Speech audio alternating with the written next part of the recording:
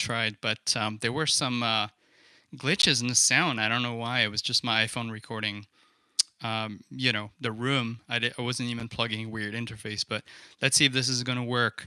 So I'm holding the phone, so it's not going to be very stable. But what I want to do now is let me switch around the camera. So this is my Buchla 200E modular synthesizer, and I had previously recorded a track that I sort of called Circles 4 because I have certain like collections of track that fit together, so I call them the same and then put numbers to them. But I might change that later depending on where they end up in a release. And so that's my Buchla 200E. So I recorded a track a while back, like I said, and the track is recorded onto my Alesis HD24 rack recorder here because I don't really use a computer in my studio, right? So it has hard drives and it has 24 tracks. In fact, if I want to go in 24-bit 96 kilohertz, which is pretty high, I have to tweak it down to turn it down to 12 tracks, which is plenty for me. I know cool kids these days in the DAWs have like 120 tracks or whatever. I just can't even imagine making music with more than 12 tracks plus effects and stuff like that. So what I have now is you can see the Buchla. It's on, but it's not running right now. And you saw it running yesterday in a track that I was sort of performance that I was streaming live. And so I'm gonna press play on my hard disk recorder, and you're gonna hear some tracks. I'm gonna break it down, sort of bring some tracks up and some tracks down so you can hear them. Let's go.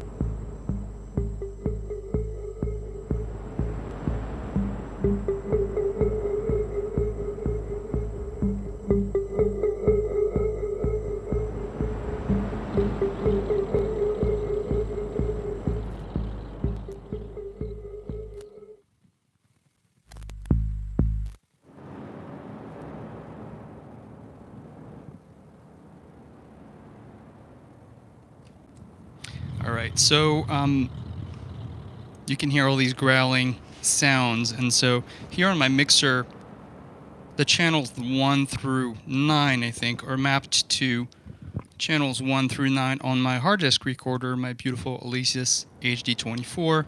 The outputs are coming to the back of my Toft ATB16 mixer. I really like it. Every channel has a return. Has some crazy sounds going on. So anyway, so you can see that I'm sort of breaking it down here by bringing up some channels. You hear that? Sounds like almost like an engine or something. So I'm going to crank up 3. You can hear the kick. So basically I recorded this sound straight out of my Buchla synthesizer here. Like I said earlier, but you guys were not on the live yet. It's something I recorded a long time ago, so it's not really running right now, but it's just to show you where the sounds come from. There you go. Sounds crazy. Hang on one second.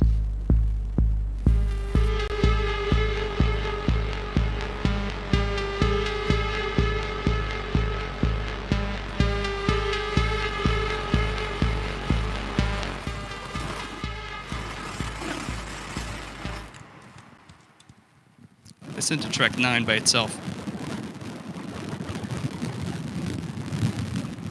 It sounds so weird.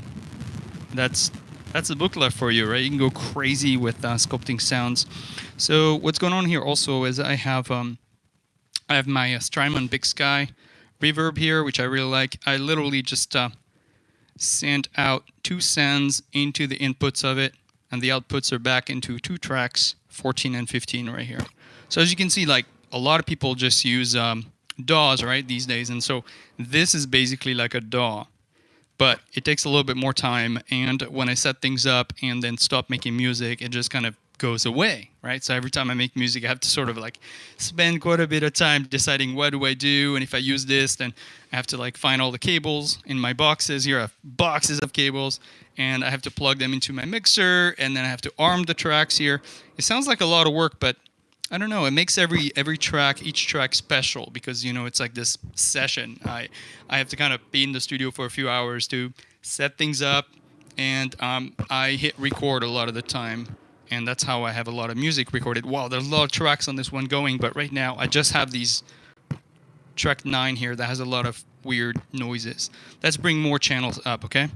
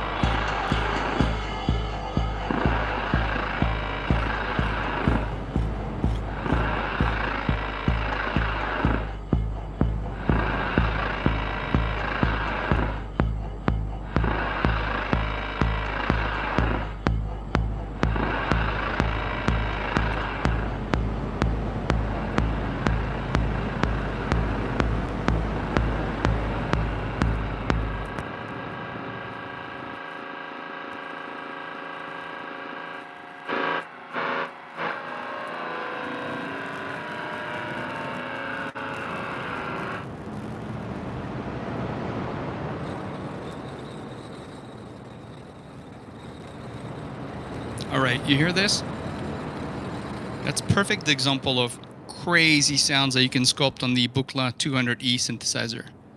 A lot of the time it's just noise generator coming out of the 266 source of uncertainty module, and often fed through the spectral processor at the top. You can see all these strips there. And there I can really sculpt, the different frequencies coming up. They're basically like bandpass filters, right? Only around 100 hertz, only around 300 hertz, and you can really shape what's going on. Now, these things, each of these strips here, they have control voltage plugs underneath, so you can control them. So you can have a sequencer like this, which one is that, 250 here. You can actually have this thing like spinning around with different values and sort of like make these things at the top here go up and down based on what you're feeding through. And I think some of what you hear is from that, although right now it's just straight up a noise. And then yet, let's see what else we have.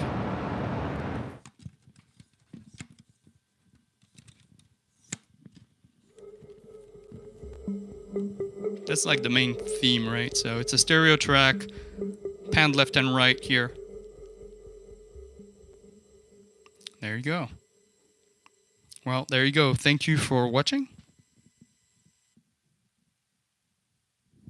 Thank you for watching. I'm going to try to go live more often, although we'll see how often. But I hope this is interesting to you to see how things are put together. I have a kind of a strange studio. It's a little unusual as far as not having really a computer here. I actually literally don't have a computer in this room. Now, some people might say, well, your HD24 hard disk recorder is a computer. Sure, but I don't have like mouse and keyboard and like a million options. You know what I'm saying? It's just a recorder. It's just like 24 track of tape. And literally the transport controls are like, you know, stop, back and forward, fast forward and rewind and stop and play and record, and that's it. That's all the only things you have, and you just arm tracks and record them. And then my mixer is sure it's a nice mixer and everything else, and it's kind of like what you have in a DAW, but yeah, it's all broken down. It's all hardware. So when I want to have my reverb, I have to like connect a reverb into the sends and connect the output of the reverb into the input. It's just a lot of decisions you make. But this forces me to sort of like when I sit down for a session, let's say on Saturday or Sunday like today, it's like sit down with my gear and make something, and I hit record, and hopefully something comes out. But by the time I leave and come back like a week later or whatever, I sort of forget what I was doing in a way. So I'd have to go back and record, listen to tracks like today, just what I did. It's an older track, and I've been just listening to it, and I thought I would break it down for you. And so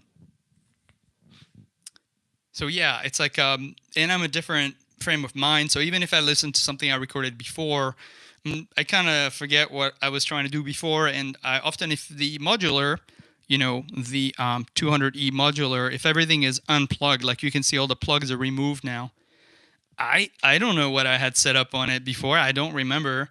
And so I have to go back and like plug things back. And even if I leave the plug, the patch cables on, the next time I turn it on, again, the sound may not be the same. The settings might be changed. Some of the modules are digital modules. So like, there's a preset system on the Buchla, but it's actually kind of, I don't really use it. So anyway, I'm rambling on, but I hope you enjoy this for the people who were here. And yeah, that was Circles 4 on the Buchla 200E synthesizer, and breaking things down a little bit and showing you how I work here. Thank you for watching. Take care.